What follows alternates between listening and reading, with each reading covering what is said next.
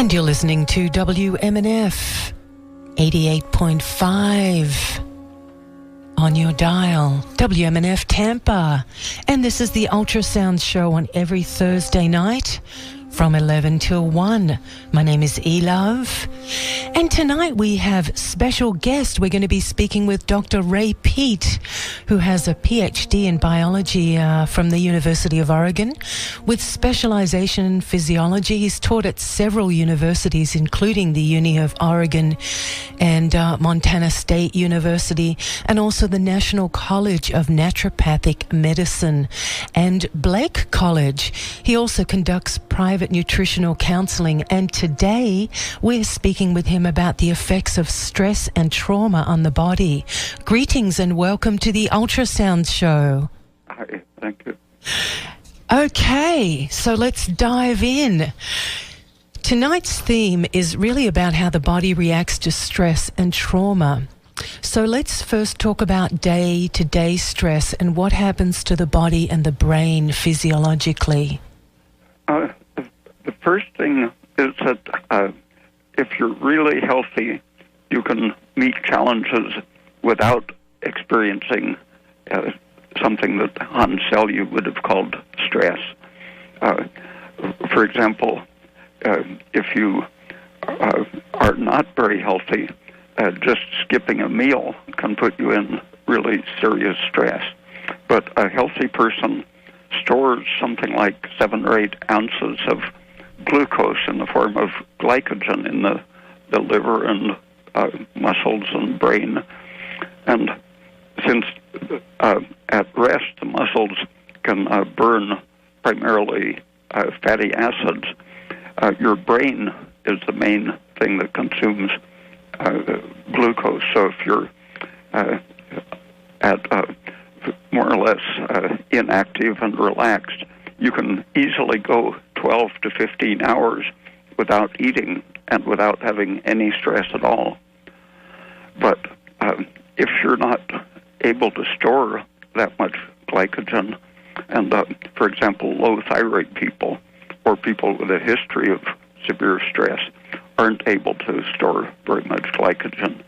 And so when you run out of sugar, whether it's from going all day without eating or because your liver isn't very efficient, then your body tries to increase the available glucose.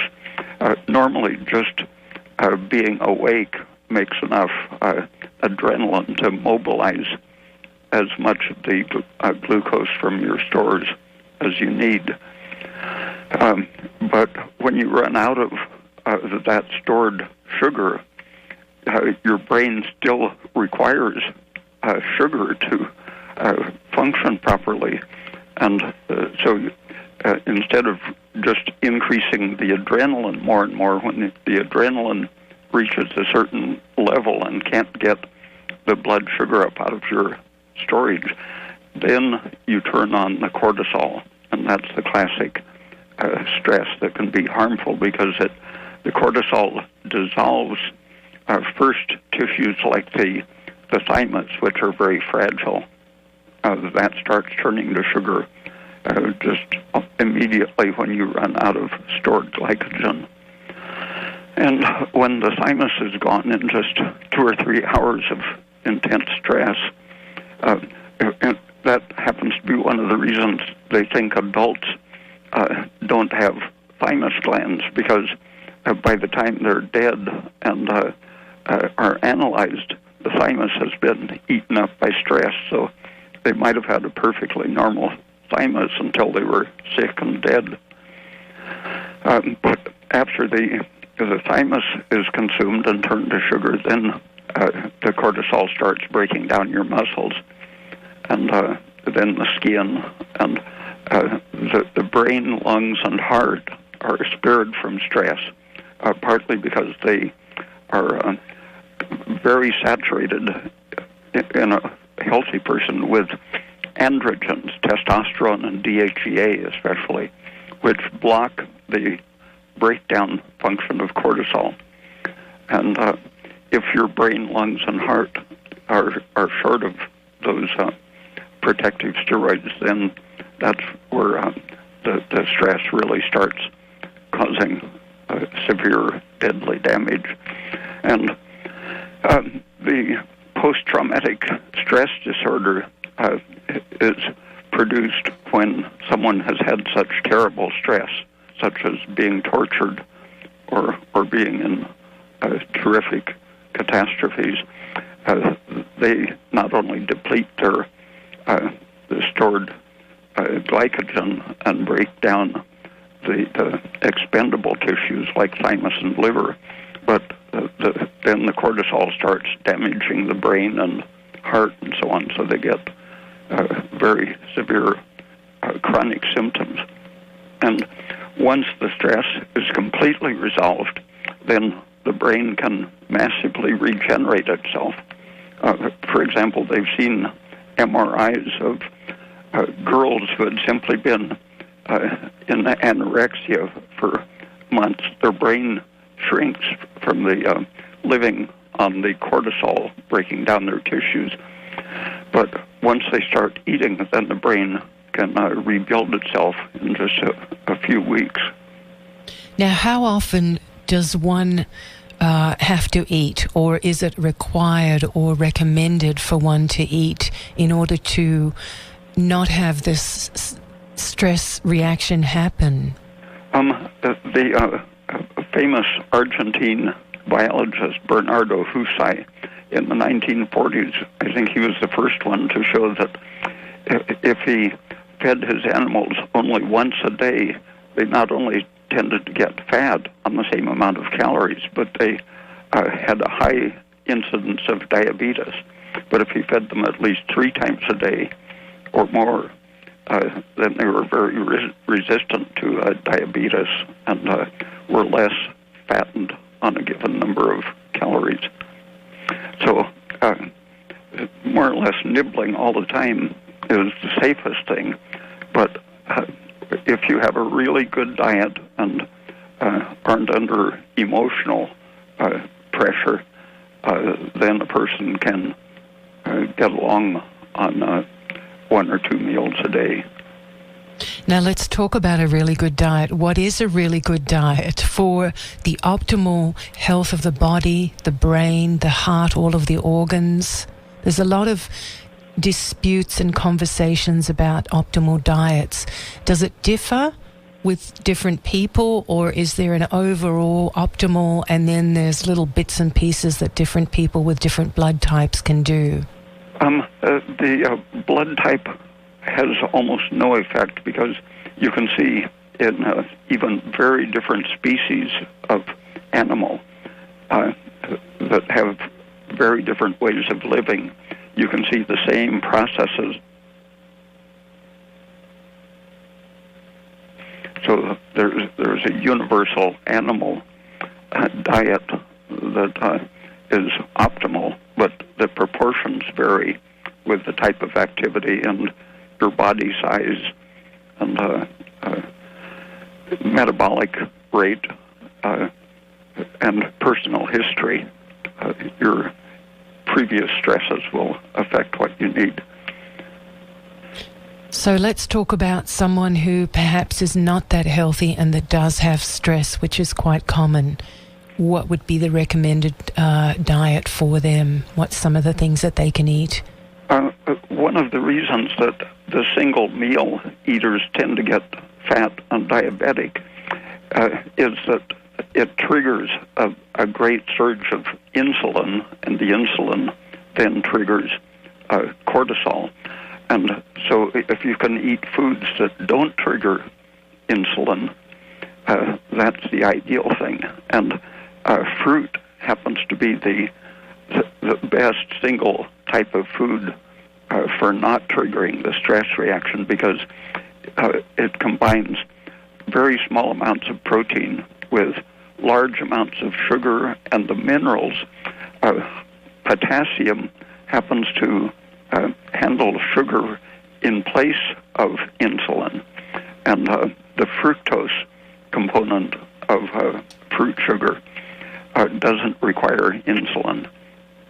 So eating a lot of fruit, even in one meal a day, produces a much smaller amount of insulin, obesity, and cortisol than eating, for example, just one big meal of meat and potatoes, for example. Meat powerfully stimulates insulin and cortisol, and starches are more stimulating to insulin than sugars. So it's almost counterintuitive when you're talking about taking in fructose in the form of fruit with people that are insulin sensitive. Oh, well, for about 100 years, fructose has been recognized as the ideal sugar for diabetics because they can metabolize it without needing insulin. It used to be sold in health food stores all across the country, and you can still find it in most health food stores for diabetics. Now let's talk about high fructose corn syrup and the difference between fructose from fruit. The funny thing about that is that if you look at the fructose and glucose content, it seems to be not very different from any old sugar, maybe 45, 55%, rather than an exact 50-50 balance, fructose and glucose. But people actually thought to analyze what is in the stuff other than fructose and glucose, and it turns out that the reason people get fat on soft drinks that contain it is that it contains a huge amount of calories that are neither glucose nor fructose. It's the syrupy component, basically a type of cornstarch or corn syrup, which they don't count it because it isn't fructose or glucose, but it's there as calories. Now, they're using this in so many different things, from salad dressings to soft drinks. It was a trick because of the boycott of Cuban sugar starting in the 60s. The price of sugar went up because they wouldn't buy it from where it was cheap. So the corn starch producers learned how to produce something resembling sugar. And it's really like the old Karo syrup, which was not a very appetizing way to sweeten things, but during the Second World War, I think the Germans pioneered it, but in the United States, sugar was scarce, and corn syrup started being used in canned things and even in homes as a substitute for sugar. But the sweeter form, more palatable form that they call high fructose corn syrup was developed in the 60s in response to the increased price of sugar. It's amazing. They've done similar things with oils too, in using oils that are quite toxic in our foods. The cottonseed industry was a major power behind that. Way back in the end of the 1800s, the gin of to make cotton textiles more economical. They had machines to get the seeds out of the cotton, and in proportion to the production of cotton, they were accumulating seeds that were too toxic to feed to animals. And they found that they could squeeze oil out of the cottonseed, and by chemically hardening it, they could sell it as artificial butter. And the butter industry finally,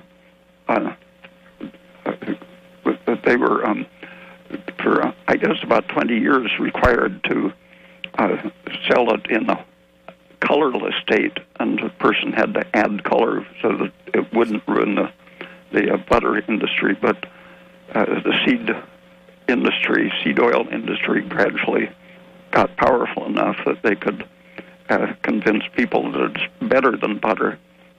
But in fact, it has many toxic effects that butter doesn't have.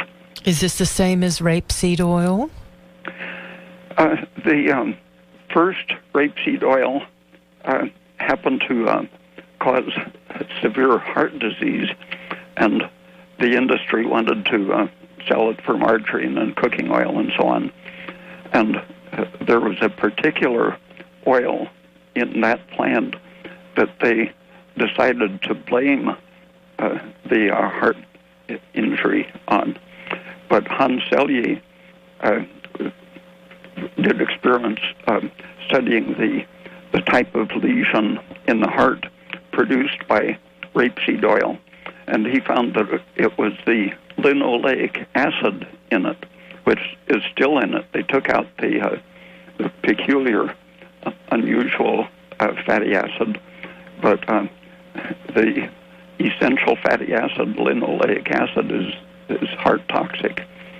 And Hans Selye showed that if you added cocoa butter, a highly saturated stearic acid, to the rapeseed oil, it no longer caused death of the heart cells.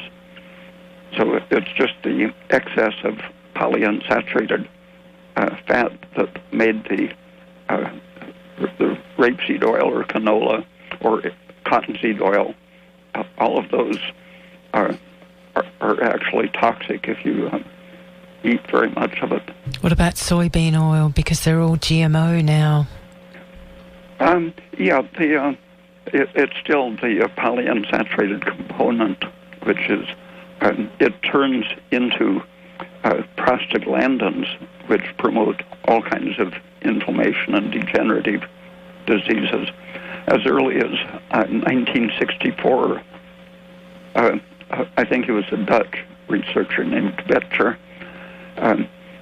sliced open the lesions in atherosclerotic arteries at all different stages of development and analyzed the fats in them.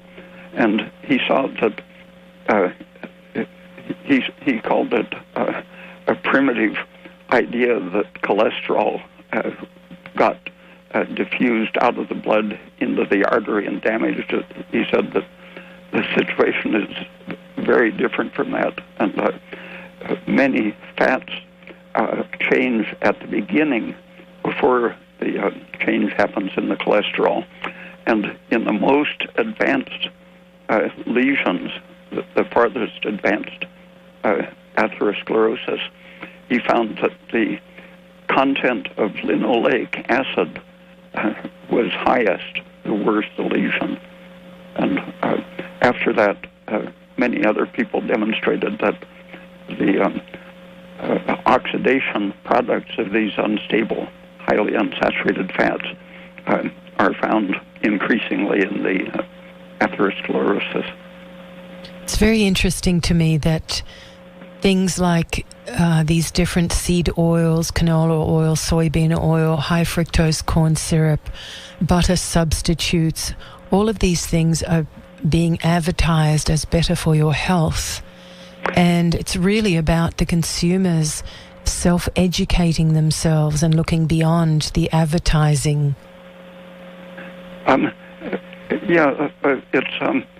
They have to think of some excuse for claiming that people should buy them because they don't taste good. And so the idea that if they are essential in some sense, then the more you eat, the better they are. But in fact, it's very questionable whether they're essential as a nutrient at all.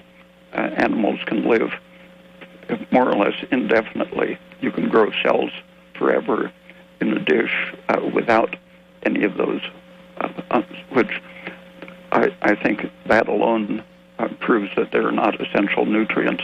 And the more you increase in the diet, there's a direct relationship with the incidence of spontaneous cancer in proportion to the essential fatty acids, so-called. And that was first demonstrated in 1927 and over. But the industry keeps publicizing them as health foods. Well, that's the way it's been for many, many years, and it'll probably continue. Although I think people are becoming more aware and being more conscious and really trying to seek out different dietary options. And going back to the roots, there's been a big surgence of grass-fed beef, for example. The beyond fruits in the ideal diet, the ruminants are able to detoxify the polyunsaturated fats in grains or grasses. And it happens to be vitamin E in the grass, which enables them to convert polyunsaturated linoleic acid into the trans fatty acids, and there's one of the components of butter or beef fat that is being sold as a drug or a health food because it counteracts the toxic effects of the polyunsaturated fats. That's called the conjugated linoleic acid. And you get some of that in beef, butter, cheese, and milk. And the high ratio of calcium to phosphate in butter and cheese comes from the fact that green leaves, if the cow is allowed to eat at least some hay and grass, the leaves contain a low amount of phosphate and a high amount of magnesium, calcium, and other safe minerals. Too much phosphate, which you would get on a grain-based and meat-based diet mostly.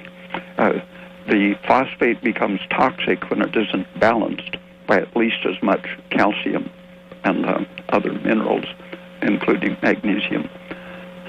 And so milk and fruit and cheese give you the main nutrients. And then there are just the regionally deficient things such as iodine and selenium that if you eat some kind of seafood, then you're getting the basic things for anti-stress foods. So for vegetarians, would you say that it's a little more difficult because they're not eating these products? Yeah, but if you concentrate on well-cooked greens, the protein and mineral balance in cooked green leafy vegetables, those are essentially the same as in milk. It's just less concentrated because of the high cellulose diluting it. But if you can cook away or wash away or skim away the anti-nutrients, for example, too much spinach contains oxalic acid that tends to take the calcium out of your teeth. And some leafy vegetables have chemicals that block your stomach digestive enzymes. But a variety of cooked greens will provide the same type of protein that milk provides, as well as the very favorable balance of magnesium, potassium, and calcium in relation to phosphate. So aside from the spinach, what other vegetables would be better off cooked as opposed to raw? And do you advocate any raw foods or raw salads in the mix? The very juicy fruits are best raw, but if they're starchy, like bananas or plantains, they should be cooked by preference because the starches can enter the bloodstream and trigger allergic reactions, and too much undercooked starch, it's called persorption. The particles enter the bloodstream and can block capillaries and arterioles, causing cells to die until the particle can be broken down, but it can stay in place long enough to kill cells in the heart and brain and lungs. Feeding mice on a very high raw starch diet, biologists in Germany found that they were very prematurely aged because of the death of cells in all of their organs that were blocked by starch grains. So starch, like potatoes, are almost a perfect food if they're very well cooked, because you want to break down the starch, and the non-starch ingredients of a potato have almost a perfect balance of nutrients. B vitamins, the essential amino acids, carbohydrate in the right proportion, and the only things lacking in a pure potato diet would be vitamin A and vitamin B12. Otherwise, they're a very balanced food. Are you speaking about sweet potatoes or white potatoes? White potatoes.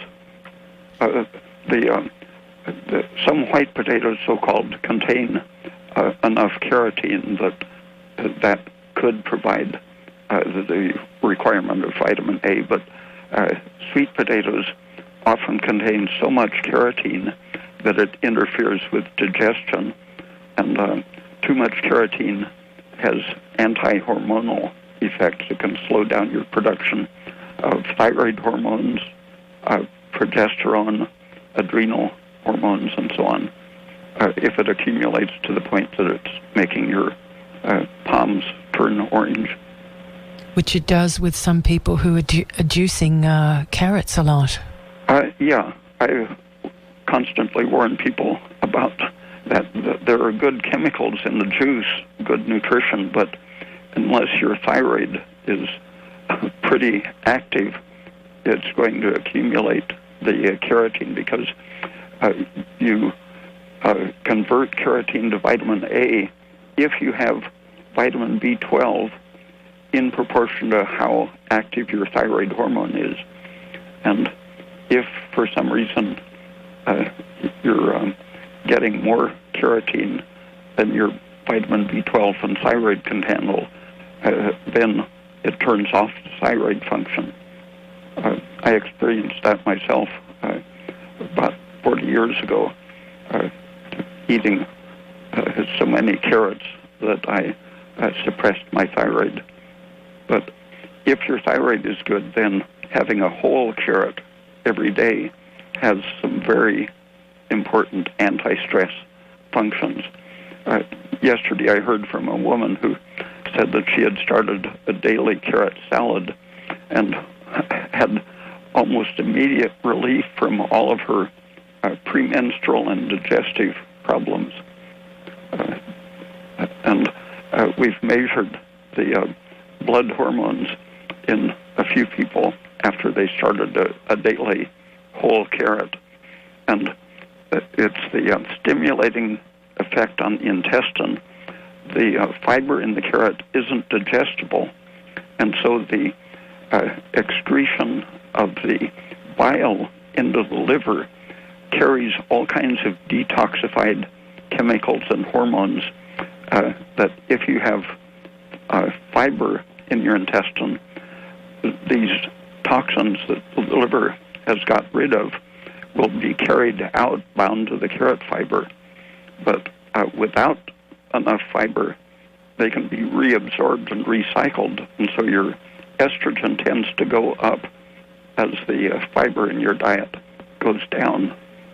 and that in turn turns off your thyroid and progesterone, so it can cause all the symptoms of estrogen and cortisol excess. And in just 3 or 4 days, we've seen the cortisol and estrogen level in the blood drop as the progesterone comes up, just from eating a daily carrot. It's so interesting how the food that we eat influences everything about our body. Lots of people, partly because of a bad industrialized diet, I think lots of Americans are now going around in a chronically stressed condition. It's sort of like learned helplessness or post-traumatic stress syndrome. The diet keeps people in a high cortisol, high estrogen state. And that's something that if you're going to have any stress, you should, well before you have to do any important work, you should make sure that your diet isn't creating the stress day by day. And, for example, checking your thyroid function just by measuring your temperature and pulse rate when you wake up, and then in the middle of the day, they should rise so that your pulse is maybe 80 per minute at rest, and your temperature should be around 98.6 at rest. In the morning, it's okay for them to be about 10% lower pulse rate and maybe 97.8 degrees or so. Now, this can also be influencing the fact that men are having hormonal issues as well, correct? Who having? In other words, the food that both men and women are eating, men are also having hormonal issues. It's not only women. When a man is on a very bad diet or is under stress or has an accident, the estrogen level rises sharply. And in old age, with any of the degenerative diseases, men tend to have a sharp increase in estrogen. So they can avoid this or monitor this by their diet? And your temperature is the quickest way because estrogen lowers your temperature. Thyroid and progesterone and DHEA help to maintain a good, steady, high metabolic rate, even at rest. So when people get cold when they're sitting there in front of their desk or at home, then that may indicate that the hormones have changed and the thyroid is dropping. And one of the tricks of the body through increasing the adrenaline can compensate for hypothyroidism. And so some people are hyper alert and anxious and have a high heart rate, even though their thyroid is really low, and their temperature can be held up and look normal, except that it's likely to be higher when you first wake up in the morning and then decrease when you eat something. So it switches. Because the nighttime is when you aren't eating and your adrenaline and cortisol rise. Those can tear down your tissues at such a rate that they keep your temperature up. Then when you eat something and lower the stress, you see that your metabolism is really not so high. And when the adrenaline is very high, even though your oral temperature might seem normal, your hands and feet will be cold. And maybe the tip of your nose even, because the body is directing the energy so that your brain, lungs, and heart aren't deprived or chilled. But your body can consider your hands and feet somewhat expendable and let them get very cold. So if we up the stress levels, and we've been speaking mostly about general stress, and someone does have a particular experience, or if they have a surgery, then there's additional chemical changes, or there's more severe chemical changes. Some of the symptoms in post-surgery can include low energy or weight gain or hormonal changes, or even depression and sleep disorders. And even dementia. Lately, they've been measuring mental function after major surgery. And for months, even years after major surgery, people's mental function is often slowed down. That's because of the chronic effect of cortisol, which slows nerve conduction. It protects some of your tissues from inflammation, but it progressively damages your immune system and your nervous system. So what would be the best way for recovery, and what are some of the things that people can do for recovery, specifically, in terms of general diet, specific things, or your advice in general? The thing about surgery as opposed to a car accident or being tortured or something is that you can prepare for it. And even standard medical sources are now saying that you should check thyroid function before you schedule someone for surgery, because a hypothyroid person doesn't do well in surgery because their cortisol is already high. Before Hans Selye made stress famous, an American surgeon, George Cryle in Cleveland, over 100 years ago, was studying shock from surgery and what you had to do to minimize the shock. And shock, as he understood it, came to be part of shock and stress, as Hans Selye interpreted it. And for Selye, an excess of estrogen was enough to create the whole shock syndrome. And George Cryle, in the hospital in Cleveland that he worked at, in 1908, the mortality rate from all their surgeries was 4.4%. And after he devised a way to reduce stress, in 5 years of application, it had cut the mortality to 1.8%. And his basic procedure was to convince the brain that nothing had happened. He called it Antinausea association, meaning getting the brain to not notice the noxious events. And he found that histamine was released by morphine when it was used to control pain. That histamine brought on all of these other stress hormone changes. So he added an antihistamine, an herbal drug called scopolamine, basically an antihistamine, anti-stress preparation to go with the anesthesia. And then he used a local anesthetic to stop. First he would anesthetize the skin, then as the skin was cut, each layer would get a local anesthetic, so that he was not letting the brain receive any of those harmful signals.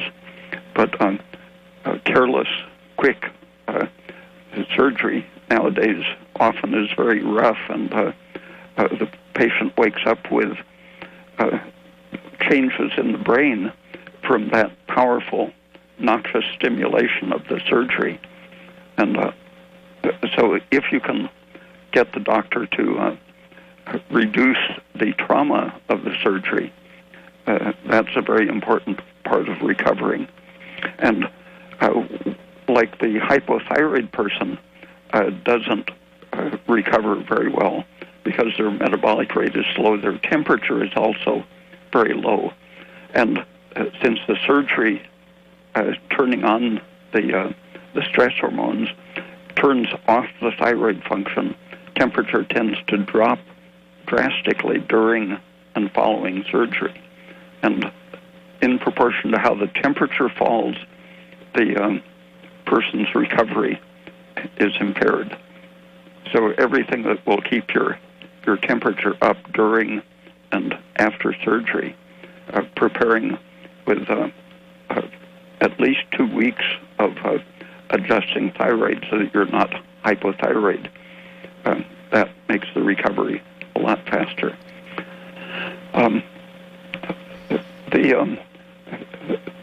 A study in Mississippi, I think it was,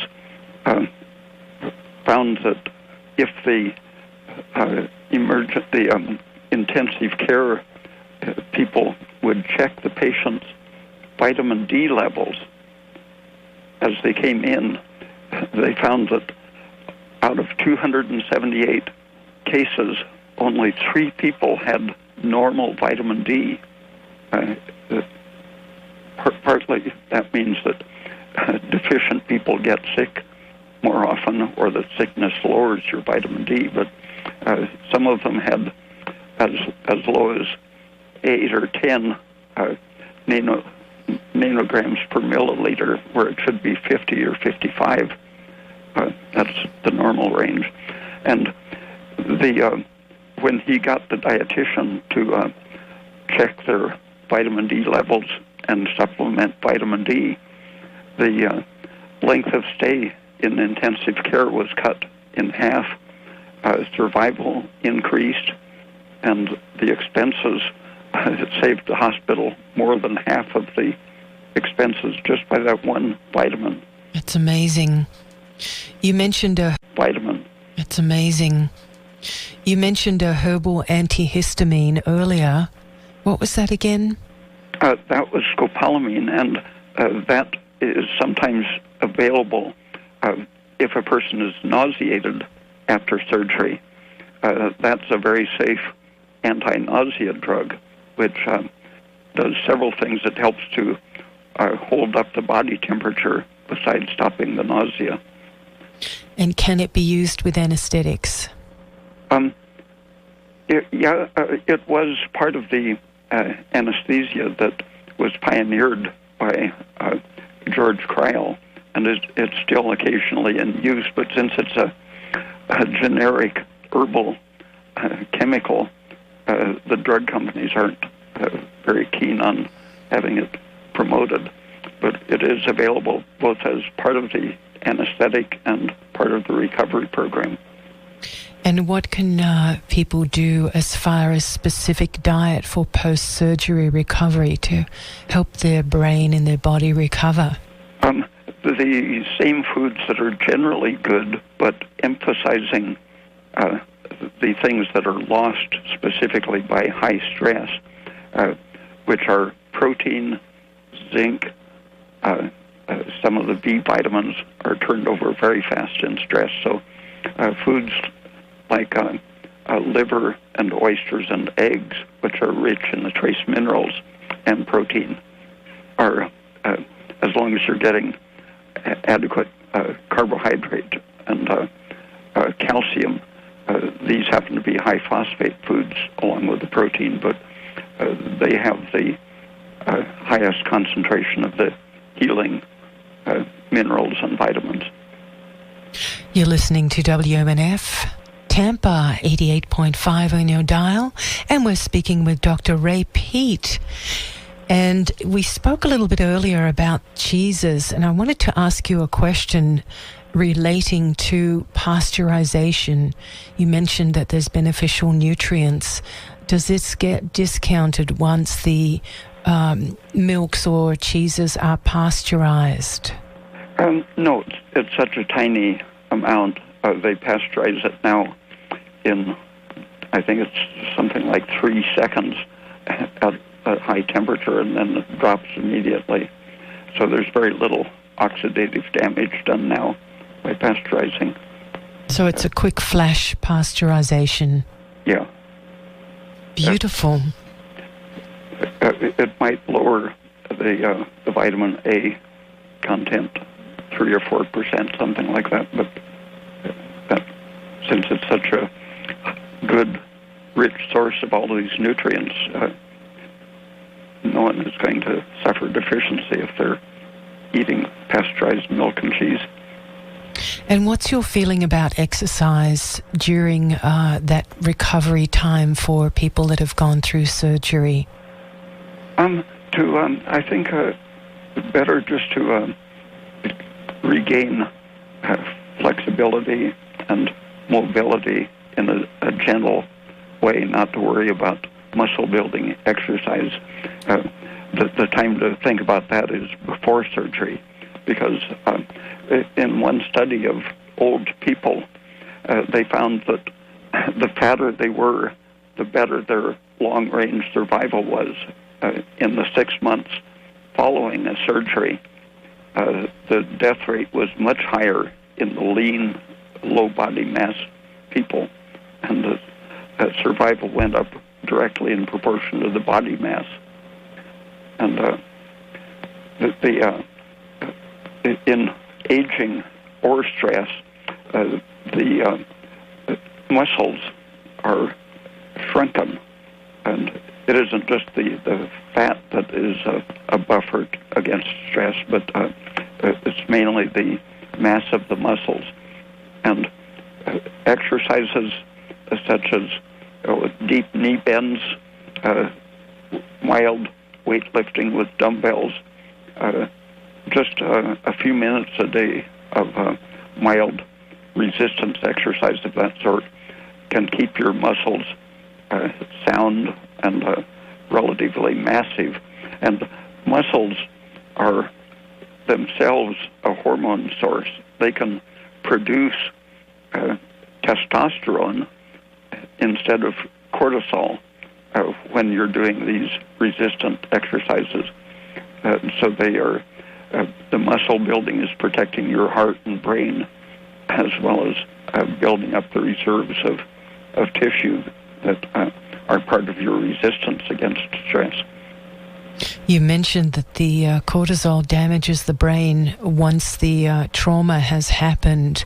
Is that reversible over time if someone is following a protocol that would support their greater health?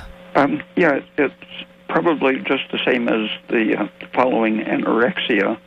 That they've seen that young women can have a great and quick regrowth of the mass of the brain substance just by stopping the stress and starting to eat well. And I think that would happen with old people who are partially demented by the stress of very serious surgery. And lastly, I wanted to chat a little bit about adrenals, as many people these days seem to be suffering from low adrenals or adrenal fatigue.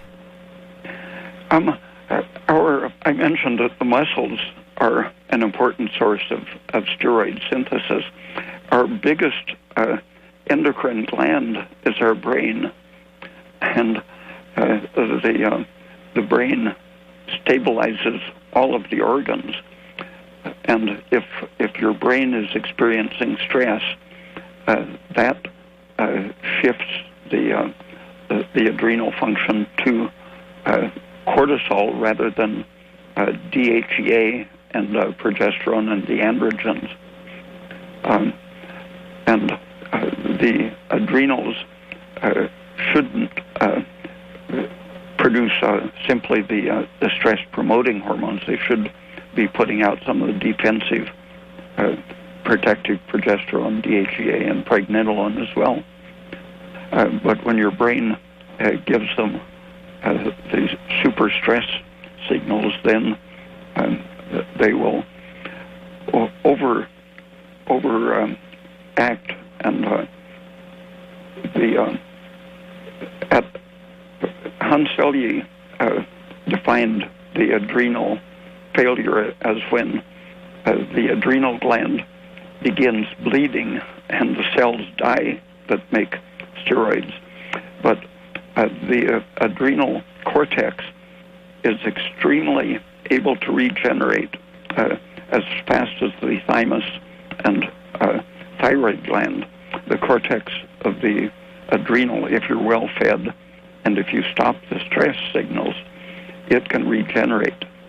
So what Hanselye was talking about was an acute stress causes immediate bleeding of your stomach and intestines, and that's because of the high cortisol production, among other stress hormones. And if you continue that too long without feeding some of the curative nutrients, sugars, zinc, magnesium, calcium, and so on, vitamin D, then the adrenal glands can't keep up the intense work, and they start bleeding, and tissue dies. Too much estrogen is one of the things that can contribute to overacting of the adrenal cortex. In animal experiments, we saw that just injecting a big dose of estrogen would cause adrenal enlargement in a moderate case, or bleeding and death in an extreme dose of estrogen. It's absolutely amazing how everything is so connected and reactive of what we're doing, both with our diet and our exercise and our lifestyle choices.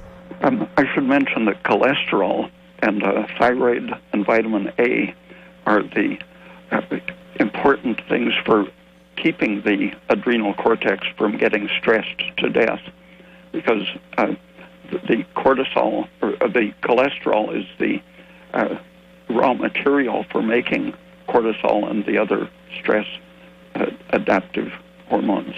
And without enough cholesterol and thyroid and vitamin A, the cells are stimulated but can't work, and so they just give up and atrophy. What sources of cholesterol would you recommend?